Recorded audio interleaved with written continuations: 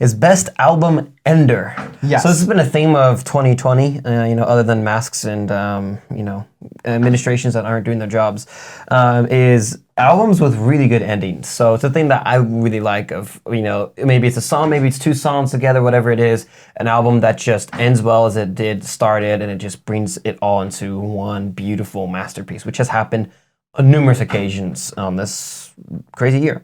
Yeah. So nominations are The Universal Want by Doves, end of their album, fantastic rock album. Universal Want, Forest House, those two are really good. You have Lord I Know by Kid Cudi.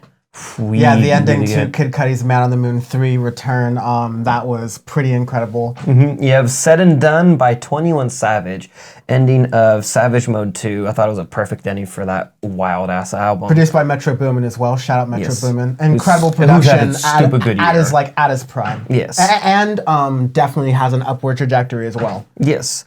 Shore by Fleet Foxes. Their album Ender, I think, is one of the best folk / indie album enders I've heard in a very long time. Really good, nice, chill song to bring it out. You have Guys by the 1975. I put that in there because of how of a clusterfuck of an album that was.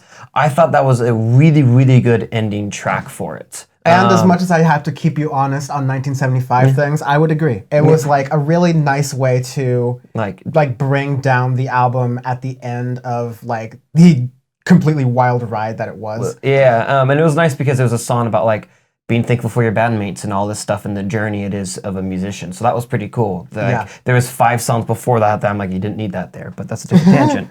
And then last one, we have After Hours and Until I Bleed Out by The Weeknd, which is one of the best album enders of the year. It's just ridiculously good as a combo 1-2, where just The Weeknd has impressed both of us incredibly with his work this year, and I've listened to After Hours a lot. Yeah, I was trying to find reasons to hate The Weeknd's album because some of his discography has been questionable at best at times, but it's also, this was just kind of incredible. It was a really good job by The Weeknd, and it makes picking the album ender really hard. Sean, you've given a lot of thought to this, I know. What do you say for this?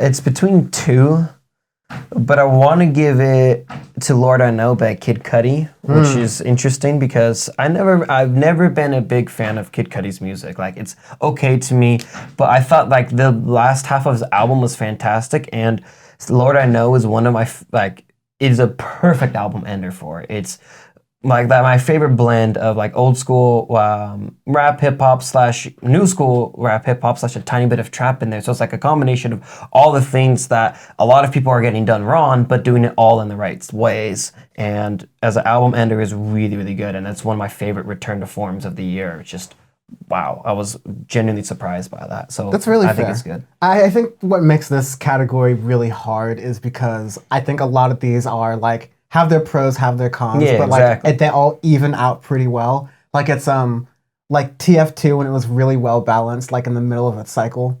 When all the classes were really even. Yeah. You couldn't steamroll with just a team of heavies. But I think my one inclination is to shout out Guys by the 1975 because while I do think that album was chaotic and all over the place, I think that was a really good album ender and it's a really heartwarming kind of thing.